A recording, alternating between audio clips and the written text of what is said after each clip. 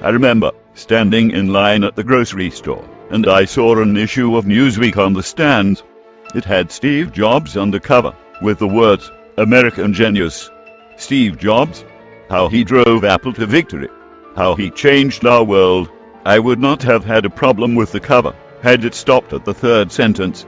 Excuse me for not bending at the knee to inhale Mr. Jobs' essence, but changed our world. Louis Pasteur, Alexander Fleming, Johann Gutenberg, and the Wright brothers changed our world through a series of firsts. Not Steve Jobs. As far as inventions go, the iPod, not so much. It did allow me to work out harder at the gym and run longer than before. For that, I thank him.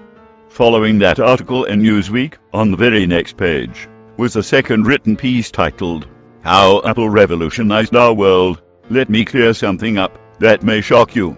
Contrary to what many imply, Steve Jobs did not invent the concept of personal computing, iTunes, iPod, or the iPhone. He did not even have the first commercial products or services these inventions are credited with.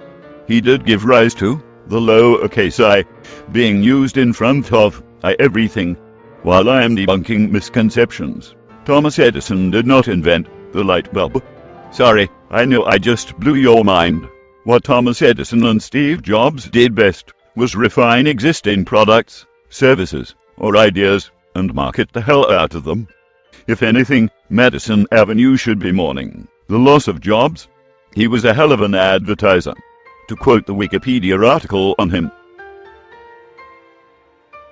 Edison was legally attributed with most of the inventions produced there, though many employees carried out research and development under his direction.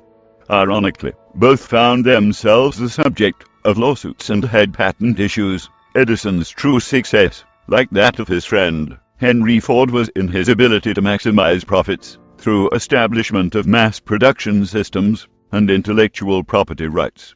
Sound familiar? Here are some of the things Edison is generally credited with inventing, and who really did invent them. The light bulb was invented by Humphrey Davy in 1802. The X-ray was really Nikola Tesla. Motion picture camera was invented by Louis LaPrince and William Kennedy Dixon. Steve Jobs, along with his pals Steve, the Wozniak, and Mike Markkula, did not invent the personal computer. IBM had released the Wang 2200 3 years prior to the Apple I being introduced. Jobs was smart enough to recognize the market potential of the Xerox PARC GUI, which heavily inspired what we know today as the Mac OS X operating system, and get Xerox did attempt to file suit at one point, but it was tossed out of court as the statute of limitations had expired. SoundJam MP, which was software developed by Cassidy and Green, eventually became known as iTunes when it was purchased by Apple.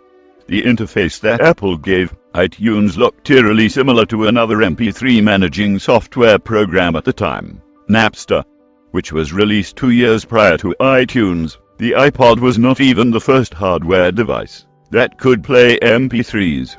In 1996, Audio Highway had an MP3 player that could download and upload MP3s to a personal computer. I am not going to debate what came first, Android or the iPhone. It is a moot point.